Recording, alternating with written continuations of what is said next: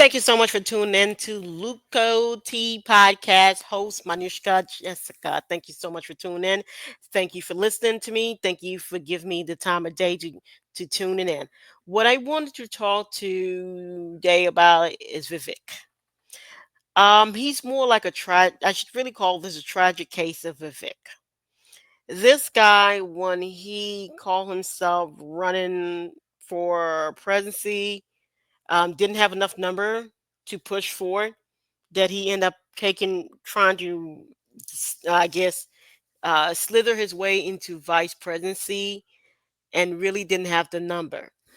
The problem with this was that this poor guy couldn't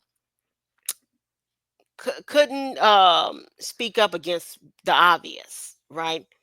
The brown man in the room that couldn't see he was brown, but the whole room could see was a brown man looking at them. Um, it was like you had Ann Coulter that told him in his face and said, "Look, I think you're articulate. I think you're bright." And just paraphrasing what she said. Keep in mind, this is for entertainment purpose. Entertainment purpose.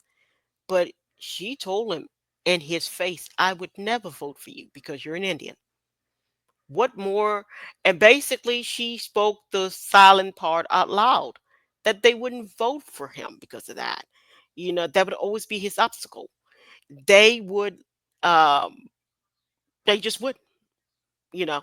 And pretty much he was told that in his face. But he sat there, he giggled like, "Oh, whatever."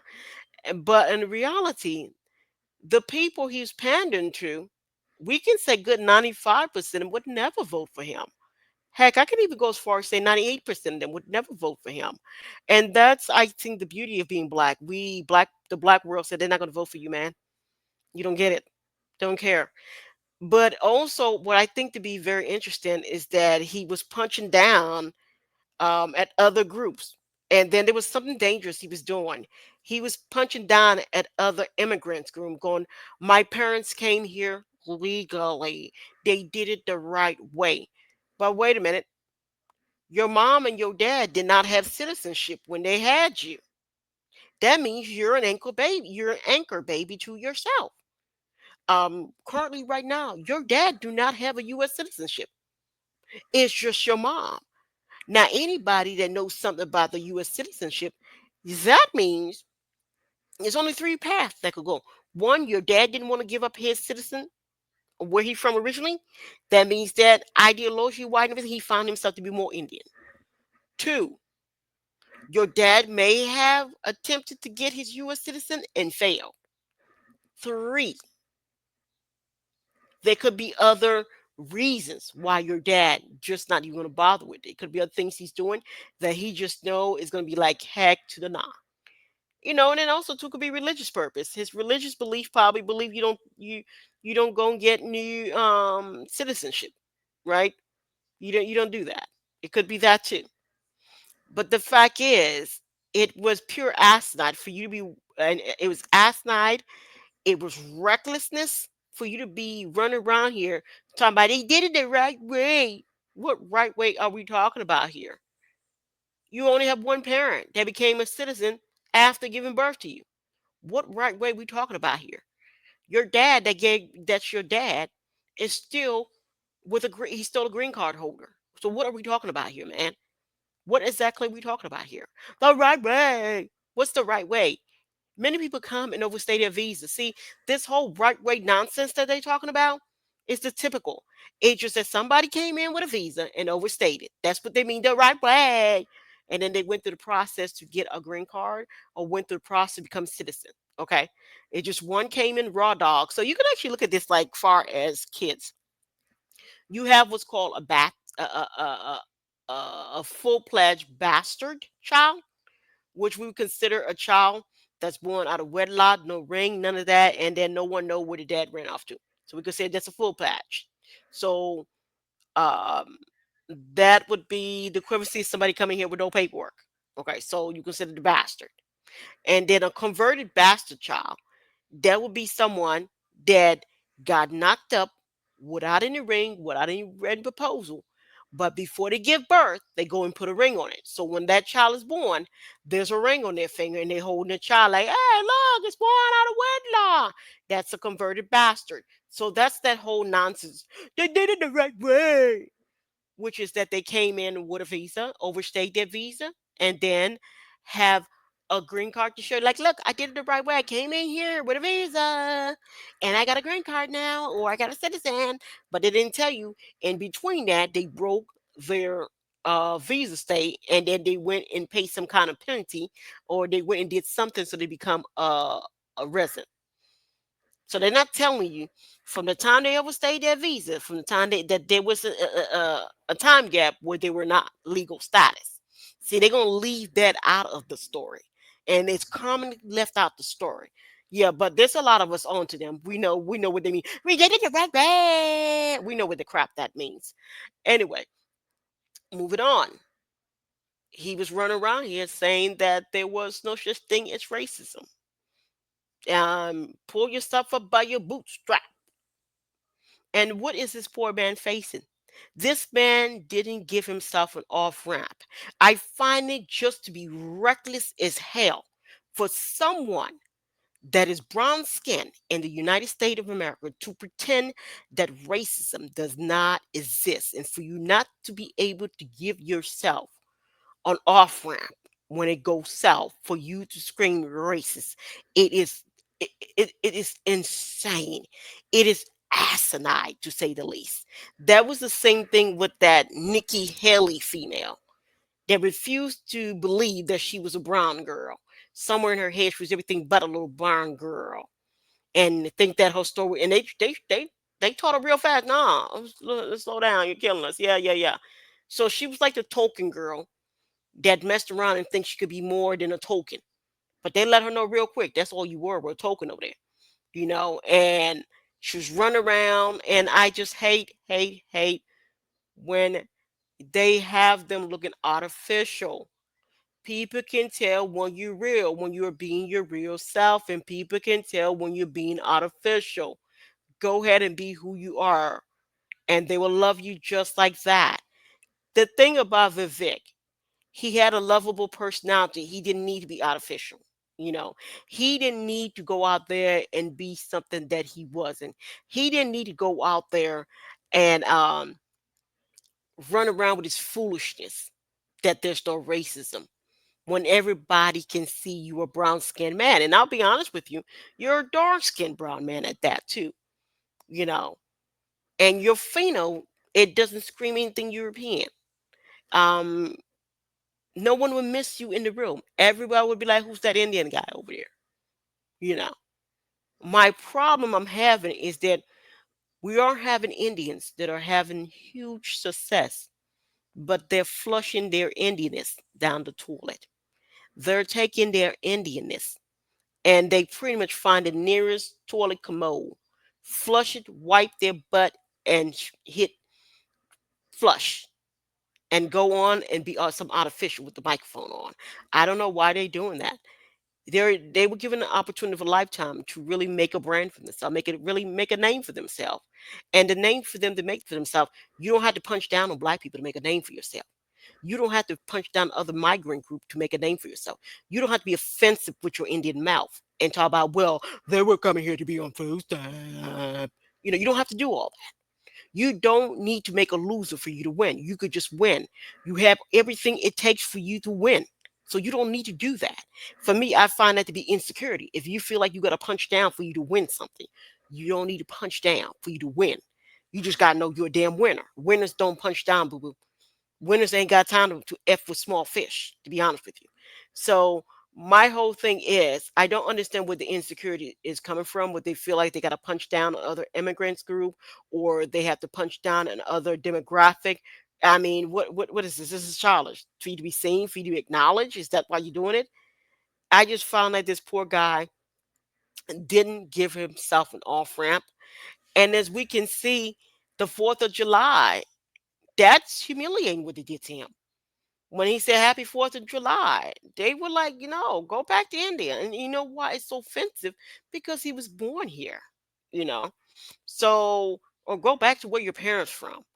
They were like, "Oh, he can put cholera in the water." It's like they're saying some off the wretchedness about him. Also, you remember when he messed around and you have to cut him a slack when he said, Americans. He was talking in general, but Vivek didn't understand the word American. Does not. It was never used historically for people that look like him. It was never used for people that are Hispanic. It was never used for black people. It was never used for Asian people. These people are getting confused when when they hear the word American. They think that they're talking about everybody. No, they're talking about European, and to be specific, Western European. That is what they're talking about. And this is what happened when people are not given an opportunity to learn about a place, to learn what it is that these people are talking about. And that would be because he's a child of an immigrant that clearly was given opportunity for higher learning, which kudos on him. He took advantage of it. But also, I think that he was in a bubble, isolation, where he really didn't understand the full scope of what it means to be an American. Because if he understood that, he would have understood that he had put his foot in his mouth when he said that they were lazy. And everybody know that's not American like that. That those people don't play about the word lazy. They don't play that, you know. Call them everything but that word lazy. That word lazy is acid to them. You called them lazy, it is on and cracking on a bad bag. And so what happened here, unfortunately for Vivek, he had to go into a witness protection because Bannon was the one that came out and told everybody. Everybody asked Bannon, "Where's Vivek?" Bannon, Steve Bannon, was like, "Yeah, he's in the witness protection." When he said what he had said over there, he's hiding now. They got they have protection for him. Everybody bust out laughing. I was shocked. So Vivek over there, he had to go into witness protection for them not to kill his little tail. And Vivek still didn't learn anything. Vivek come back around the corner talking about happy 4th of July. And then Vivek still hadn't learned. I mean, goodness gracious, Vivek is stubborn as a mule. He goes, show up to some kind of Republican function, mind you. This is, he said the American thing. He went in witness protection, and then he popped back up Fourth of July, thinking he's going to make them forget about him and learn real quick. They didn't because boy, his feed was looking like they didn't forgive a hoot over there. And then they had some kind of Republican convention kind of situation. And then Vivek showed up. But Vivek learned real quick the love wasn't real for him into that damn room because they were like, they don't think he was in that room for like 30 minutes. He hauled tail out of there.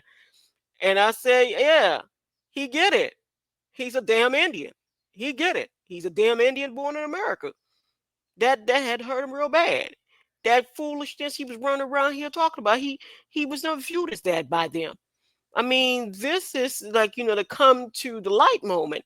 I mean, that man, they need to check up on him and make sure that he's psychologically okay, because he's going to need a lot of TLC because he was indoctrinated to believe in that nonsense that he was on the same path with them. He found out he wasn't. And they politely showed him his place. And so it's really very unfortunate. So he's going to need a lot of TLC. He's going to need a lot of people loving him. And then above all, they're going to need to let him know, stay away from the politic world. Because I feel like if he don't, he's going to commit suicide. Because what it is rejection. We can see him getting rejected left and right.